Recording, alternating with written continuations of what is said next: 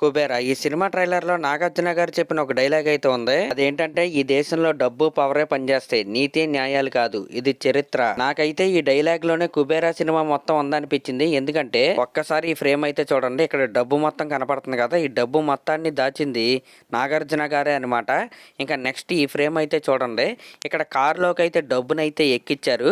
అక్కడ ఉన్న చేతులు ఎవరో కాదు, మన ధనుష్ గారివి. పెళ్లి కొడుకులా ధనుష్ గారిని అయితే రెడీ చేసి పెళ్లి కార్లలో ఆ డబ్బునైతే ఎక్కించి ఎక్కడికో తరలిస్తున్నారు. ఇంతగా ఆ డబ్బు ఎవరిదా, ఎందుకు తరలిస్తున్నారు, అసలు ఆ డబ్బు నాగార్జున గారిదా లేకపోతే వేరొకరిదా అనేది మనం అయితే సినిమాలో అయితే చూడాలి. ఇంకా ఈ సినిమాలో ధనుష్ గారి దేవా క్యారెక్టర్ ఏదైతే ఉందో అది నాగార్జున గారి క్యారెక్టర్ కి షాడో లాగా పనిచేస్తుందని నాకైతే ఈ ఫ్రేమ్ చూసాకైతే అర్థమైంది. ఎందుకంటే మనం నార్మల్ గా నడిచేటప్పుడు కూడా మన నీడ మన వెనకాల అయితే ఉంటది, నీడ ముందు అయితే మనం అయితే ఉంటాం. ఈ ఫ్రేమ్ లో ఒకసారి అయితే చూడండి, అవతల వైపు నాగార్జున గారు అయితే ముందు అయితే వెళ్తున్నారు.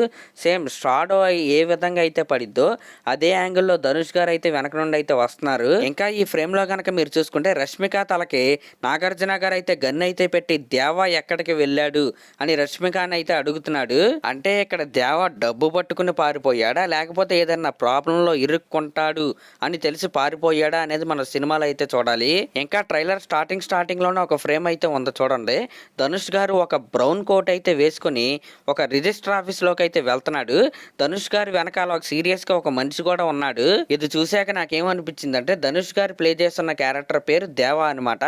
దేవా ఒక బెగ్గరు. ఆ బెగ్గర్ పేరు మీద చాలా మంది బినామీ ఆస్తులు అయితే పెట్టుంటారు.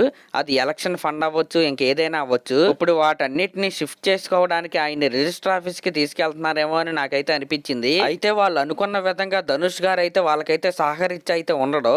ఎందుకంటే ట్రైలర్ లో సేమ్ ఇదే బ్రౌన్ కోట్ వేసుకుని ధనుష్ గారు అయితే చాలా ఫ్రేమ్స్ అయితే ఉన్నాయి. ఒక్కసారి ఈ ఫ్రేమ్ అయితే చూడండి, ఈ ఫ్రేమ్ లో ధనుష్ గారు ఎవరి నుంచో తప్పించుకుంటూ సేమ్ బ్రౌన్ కోట్ అయితే వేసుకుని పరిగెడుతున్నాడు. ఇంకా ఒక్కసారి ఈ ఫ్రేమ్ అయితే చూడండి, అక్కడ వాళ్ళందరితో కలిసి ధనుష్ అయితే తినడానికి అయితే రెడీ అవుతున్నాడు. కానీ ఒక్కసారిగా ఆయన్ని తరుముకుంటూ వచ్చిన వాళ్ళు కనపడంగానే షాక్ అయితే గురై మళ్ళీ పరిగెడతాడనమాట. ఈ విధంగా ధనుష్ క్యారెక్టర్ తన దగ్గర ఉన్న డబ్బును మొత్తం తీసుకుని పారిపోయి ఉండాలి, లేకపోతే ఏదైనా కేసులో ఇరుక్కుంటాను అనే భయంతో కూడా పారిపోయి అయితే ఉండాలి. నాకు తెలిసి అలా పారిపోయి ముంబై అయితే వెళ్ళిపోయి ఉంటాడు. ఎందుకంటే ఆ బ్రౌన్ కోట్ లో కోట్ అయితే లేదనమాట.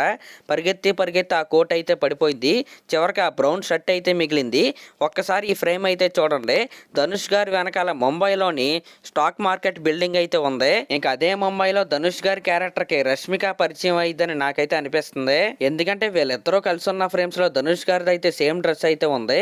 ఇంకా హాస్పిటల్లో ధనుష్ గారు అయితే దెబ్బలతో అయితే ఉన్నాడు. కాబట్టి దెబ్బలు తగిలిన ధనుష్ గారి క్యారెక్టర్ ని రష్మిక క్యారెక్టర్ అయితే హాస్పిటల్ అయితే జాయిన్ చేసి అయితే ఉండొచ్చు. ఇంకా ముంబైలో రష్మిక క్యారెక్టర్ తప్ప ధనుష్ గారి క్యారెక్టర్ కి ఇంకేమీ తెలియదు కాబట్టి రష్మిక వెనకాలే ధనుష్ గారు అయితే వెళ్తారని నాకైతే అనిపిస్తుంది. ట్రైలర్ లో దేవా క్యారెక్టర్ చెప్పిన ఒక డైలాగ్ కూడా ఉంది, మీరు తప్ప నాకు ఇక్కడ ఎవరో తెలియదని. ఈ విధంగా వాళ్ళిద్దరికీ పరిచయం అయితే అయింది. కాకపోతే ఇక్కడ ముంబైకి ధనుష్ ఒక ప్రాబ్లం తో వస్తే రష్మికకి కూడా ఇక్కడ ఒక ప్రాబ్లం ఉందని మనకి ట్రైలర్ చూస్తేనే అర్థమవుతుంది. దాని తర్వాత ఇంకా వాళ్ళందరినీ తప్పించుకుని ముంబైలో అయితే ధనుష్ అయితే ఉంటాడు. ఇంకా మిగతా వాళ్ళందరూ మొత్తం కూడా ధనుష్ గారి క్యారెక్టర్ కోసం అయితే వెతుకుతూ అయితే ఉంటారు. అలా వెతుక్కుంటూనే నాగార్జున గారి రష్మిక దగ్గరికి అయితే వచ్చి ఆ గన్ అయితే చూపిస్తాడనమాట, దేవా ఎక్కడున్నాడని. ఈ విధంగా ధనుష్ క్యారెక్టర్ వెతకడంలో నాగార్జున గారి క్యారెక్టర్ కు ఉన్న ఇంటెన్షన్ ఏంటి, ఇంకా పొలిటీషియన్స్ కి ఆ బిజినెస్ మ్యాన్లకి ఉన్న ఇంటెన్షన్ ఏంటి, అసలు ధనుష్ క్యారెక్టర్ వల్ల వాళ్ళకి వచ్చిన ప్రాబ్లం ఏంటి, లేకపోతే వాళ్ళ వల్ల ధనుష్ క్యారెక్టర్ కి వచ్చిన ప్రాబ్లం ఏంటి అనేది మనం సినిమాలో అయితే చూడాలి. ఇంకా ఈ సినిమాలో ఈ ఫ్రేమ్ లో కనిపిస్తున్న వ్యక్తి అయితే 2-3 ఫ్రేమ్లు అయితే చాలా హైలైట్ అయ్యాడు. నాకు తెలిసి ఆ బిజినెస్ మ్యాన్ దగ్గర సుఫారీ తీసుకుని మనుషుల్ని చంపే వ్యక్తి ఈయన. ఇక్కడ ఈ ఫ్రేమ్ లో కనుక మీరు చూసుకుంటే పడవలో ఒక వ్యక్తిని అయితే నరికేసి కింద సముద్రంలోకి అయితే పడేశాడు. అలా నీళ్ళల్లో పడిపోయిన వ్యక్తి నాగార్జున గారి క్యారెక్టరా లేకపోతే ధనుష్ గారి క్యారెక్టరా లేకపోతే వీళ్ళిద్దరూ కాకుండా వేరే క్యారెక్టర్ అనేది మనం సినిమాలో అయితే చూడాలి. చివరికి వీళ్ళందరి నుంచి తప్పించుకున్న దేవా క్యారెక్టర్ చివరికి ఎలా రివోల్ట్ అయ్యాడు, తను అనుకోకుండా పడిన ప్రాబ్లం నుంచి ఎలా బయటపడ్డాడు అనేది ఈ సినిమా. అంటే ఒక కార్పొరేట్స్ కి అలాగే బెగ్గర్ కి జరిగే ఫైట్ అనుకోవచ్చు మనం ఇదైతే. ఇంకా ట్రైలర్ లో ఈ ఫ్రేమ్స్ ఏవైతే ఉన్నాయో ఇదైతే క్లైమాక్స్ ఫైట్ అని నాకైతే అనిపించింది. ఒక డంప్ యార్డ్ లో ధనుష్ గారు అలాగే ఇంకొక అతను అయితే కొట్టుకుంటున్నారు. ట్రైలర్ లాస్ట్ ఫ్రేమ్ లో మీరు కనుక చూసుకుంటే ధనుష్ గారు అయితే ఒక అతను అయితే పిడిగుద్దులు అయితే గుద్దుతున్నాడు. వెనకాల రష్మిక అయితే ఉందో ఒక బాబుని అయితే పట్టుకుని అదేంటనేది మనం సినిమాలో చూడాలి. ఇంక ఈ క్లైమాక్స్ ఫైట్ అయిపోయి అయిపోయిన తర్వాత టెంపుల్లో వైట్ అండ్ వైట్ అయితే వేసుకుని చాలా పీస్ఫుల్గా తన లైఫ్ని అయితే లీడ్ చేయడానికి అయితే వెళ్ళే దగ్గర అయితే ఈ సినిమా ఆగిద్దని నేనైతే అనుకుంటున్నా. మరి ఈ ట్రైలర్ చూసిన తర్వాత నాకు అనిపించిన డీటెయిల్స్ అన్ని మీకైతే చెప్పాను. మరి దీనిపై మీరేమనుకుంటున్నారో కామెంట్ చేయండి. అలాగే మన ఛానల్ కనుక ఫస్ట్ టైం చూస్తున్నట్టయితే ఖచ్చితంగా సబ్స్క్రైబ్ చేసుకోండి. Thank you.